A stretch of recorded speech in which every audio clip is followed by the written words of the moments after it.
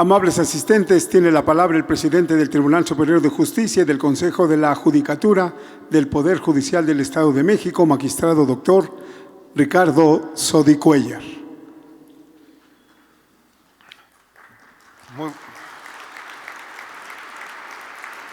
Muy buenas tardes. Saludo con mucho gusto y respeto y cariño a nuestra gobernadora, la maestra Delfina Gómez Álvarez, y como era el título original, gobernadora constitucional del Estado independiente, libre y soberano de México. Ese era el título original.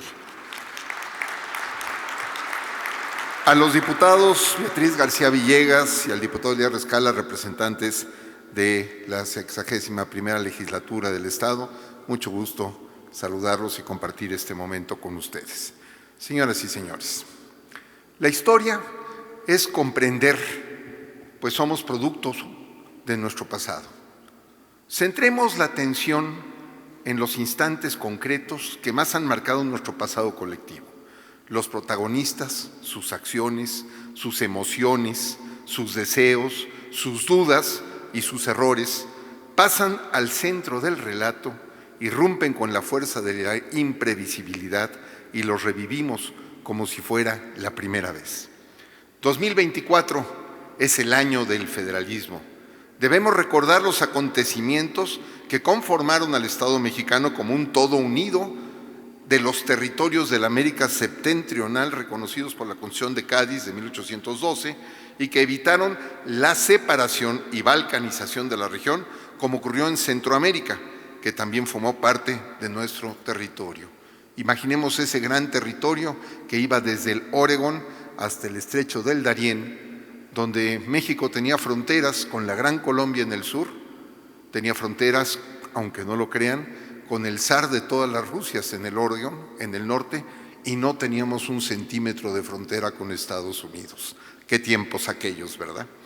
También debemos recordar a los ilustres personajes que lo hicieron posible: Miguel Ramos Arizpe, José María Luis Mora, Servando Teresa de Mier, Jacobo de Villaurrutia, Manuel Campos y Rivas, José Domingo Ruz y Melchor Musquiz, por mencionar solamente los más relevantes.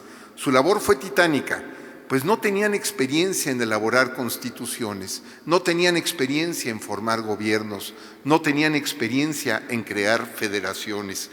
Pero imaginemos lo difícil que fue su tarea y la visión prospectiva que debieron tener para cumplir su misión. En esta etapa de la conformación nacional, la erección del Estado de México fue la fuerza central creadora de la Federación Mexicana.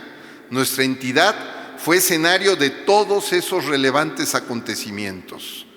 El Estado de México surgió en paralelo a la discusión en el Congreso Constituyente del Acta Constitutiva de la Federación.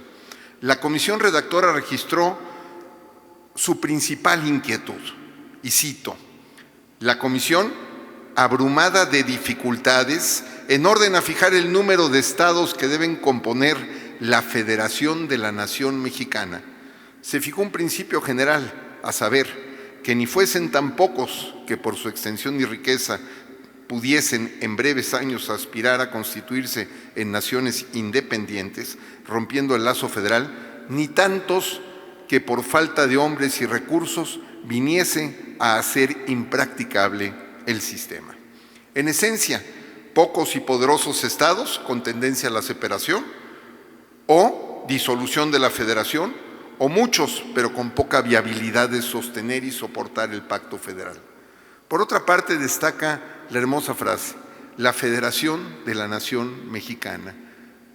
Reconoce que desde el Acta de Independencia del 27 de septiembre de 1821, la Nación Mexicana se constituyó como un Estado independiente. Se reconoce a la Nación Mexicana como emergente y emancipada del Reino de España. Y por otro lado, se reconoce en el 23 con el voto por el sistema federal la voluntad de la nación mexicana de federarse para buscar su prosperidad y bienestar. Al año siguiente, el 8 de enero de 1824, se publicó el decreto mediante el cual el soberano Congreso Constituyente expidió la ley para establecer las legislaturas constituyentes particulares en las provincias que han sido declaradas estados de la Federación y que no las tienen establecidas. Esta ley fue dada a conocer por Melchor Musquiz, jefe superior político interino de la provincia de México, el 10 de enero de 1824. El 13 de enero de 1824 se emitió la convocatoria para la elección de 21 diputados propietarios y 7 suplentes para configurar el Congreso Constituyente del Estado de México.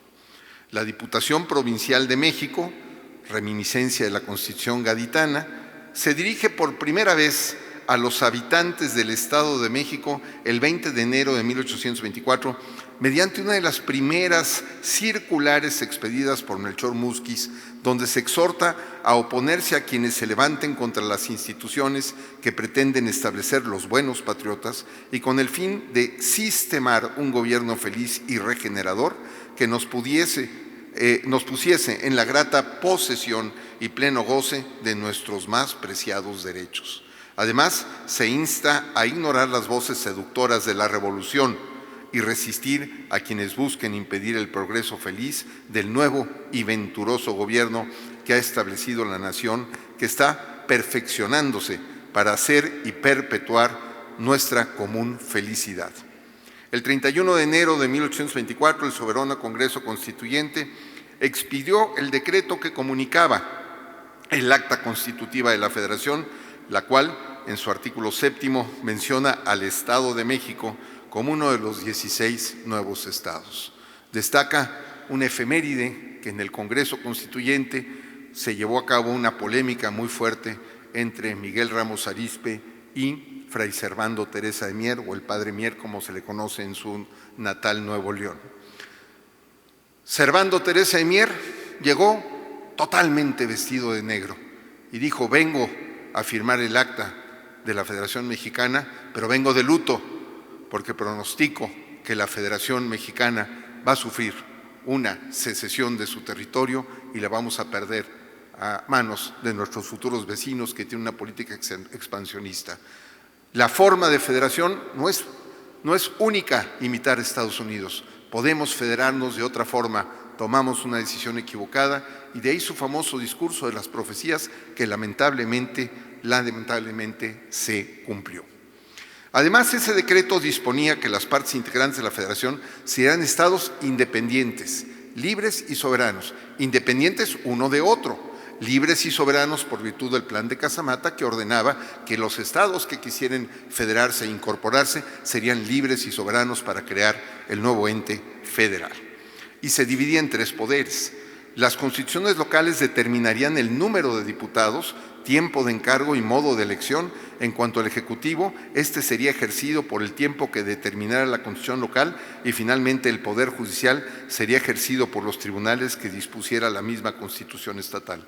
Cabe agregar que el acta constitutiva establece que las constituciones locales no podrían contravenir lo dispuesto en el acta constitutiva o en la Constitución Federal, por lo que la aprobación de las constituciones locales se postergó después del 4 de octubre de 1824, fecha en que se promulgó nuestra primera Constitución Federal. El 3 de febrero de 1824, el jefe político del Estado de México, Melchor Musquiz, a razón de la promulgación del Acta Constitutiva de la Federación, comunicó a los habitantes de la entidad la forma de gobierno que adoptaría la recién creada Federación, además de definir los estados que la integrarían.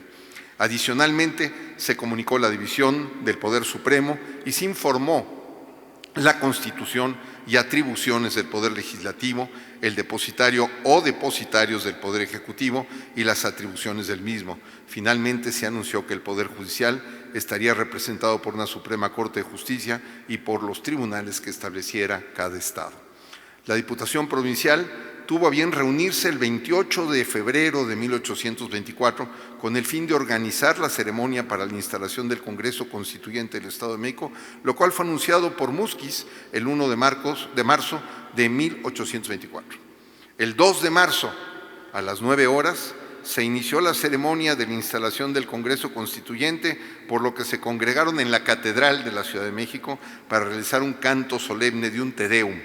Acto seguido, se trasladaron a la sala capitular del Ayuntamiento de la Ciudad de México, donde se llevó a cabo el juramento de los diputados. Una vez instalado el Congreso del Estado de México y en lo que se conoce como el Decreto 1 del Estado de México, se acordó que entre tanto se organizaba el gobierno provisional y se nombraba un gobernador del Estado, se elegiría para el cargo al coronel coahuilense Melchor Musquiz, por lo que continuaría en ejercicio de las funciones que en su momento pertenecían al jefe político, lo que debía ser anunciado por medio de bando solemne. Al asumir el cargo, Musquiz dijo: «Conciudadanos, me he encargado del gobierno de vuestro Estado, sin más objeto que proporcionaros toda la felicidad a mi alcance». Al emitirse el primer acto del Congreso Constituyente con la designación del gobernador, se procedió a formular el decreto para la organización provisional del Gobierno del Estado de México. Cabe resaltar que la entidad se integraría por los partidos que habían conformado la provincia de México. Fue así que el Congreso Constituyente del Estado Independiente, Libre y Soberano de México dispuso en 12 artículos, mediante el decreto 2 del 2 de marzo de 1824, las bases sobre las que funcionaría de manera provisional el Estado de México.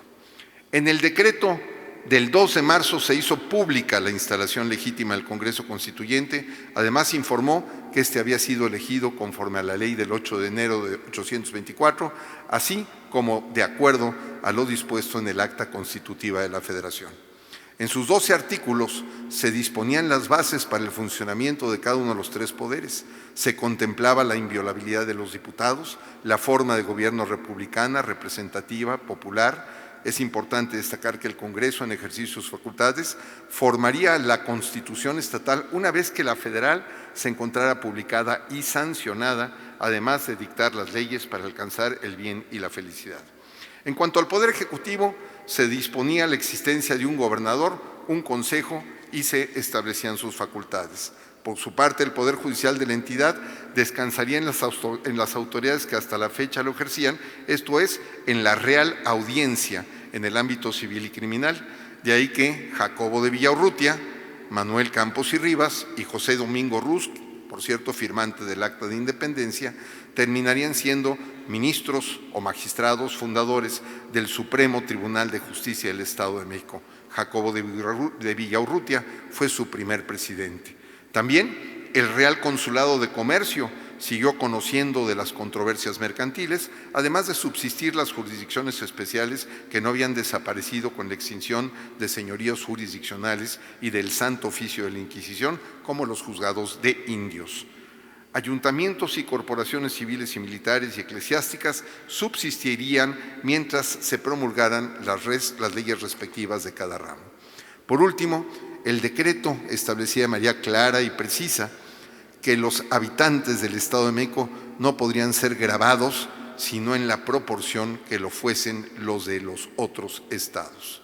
Como se puede apreciar, las primeras acciones que emprendió el Congreso Constituyente estuvieron encaminadas a sentar las bases de un nuevo gobierno y brindar certidumbre a la población, en primer lugar sobre las autoridades recién creadas y en segundo lugar se atendían las necesidades más urgentes de la población en lo tocante a la no imposición de contribuciones que dañaran el ya frágil de por sí estado económico de la mayoría de los habitantes de la entidad.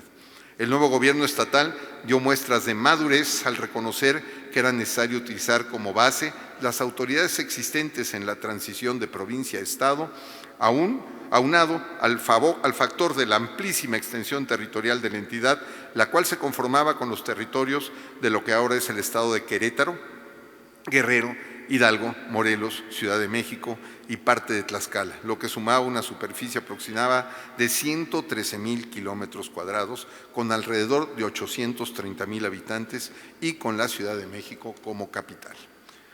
El más poblado y con el centro neurálgico del país en el interior del estado. La Constitución Federal fue la primera que seccionó al estado de Querétaro. Posteriormente, el estado de Nayarit se creó también por mandato constitucional, pero el primer caso fue Querétaro. Y durante todo el siglo XIX, el Estado de México fue cediendo, perdiendo parte de su territorio para quedar con el actual que tenemos. La Ciudad de México fue la capital del estado hasta el 4 de enero de 1827, cuando se trasladó a Texcoco, sede propuesta por José María Luis Mora y Carlos María de Bustamante. Esto me lo enseñó el maestro Contla cuando visité Texcoco.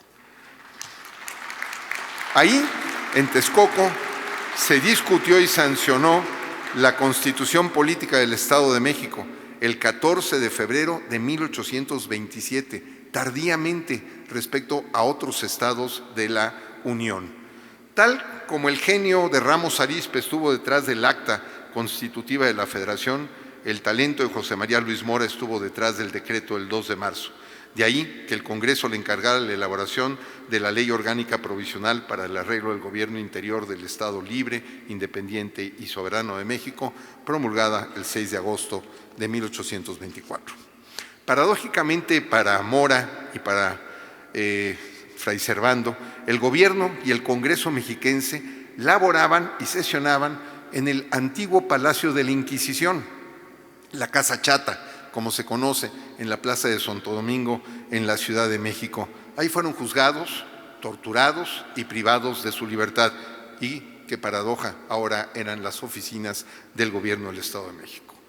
Melchor Musquiz tuvo que rentar una casa en la calle del Indio Triste, cercana a donde está hoy la Suprema Corte de Justicia, en la calle de Correo Mayor. Finalmente, el 9 de septiembre de 1824, el Congreso del Estado nombró a los 6 ministros y al fiscal del Supremo Tribunal de Justicia, y el 28 de marzo de 1825 tomaron posesión, jurando ante el Poder Legislativo y en el mismo Palacio del Santo Oficio. Conocer los orígenes de la Federación nos permite reflexionar respecto a qué hemos hecho con el legado que recibió nuestra generación. ¿Hemos fortalecido el Pacto Federal o se cumplió la profecía del padre Mier de un centralismo dependiente? Es tiempo de reflexionar sobre nuestro federalismo. Los problemas que afectan a los estados deben ser atendidos por los propios estados. Fortalecer a los estados es fortalecer a la Unión.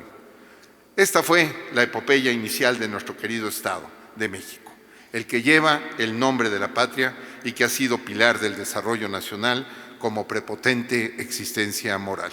¡Que viva el Estado de México!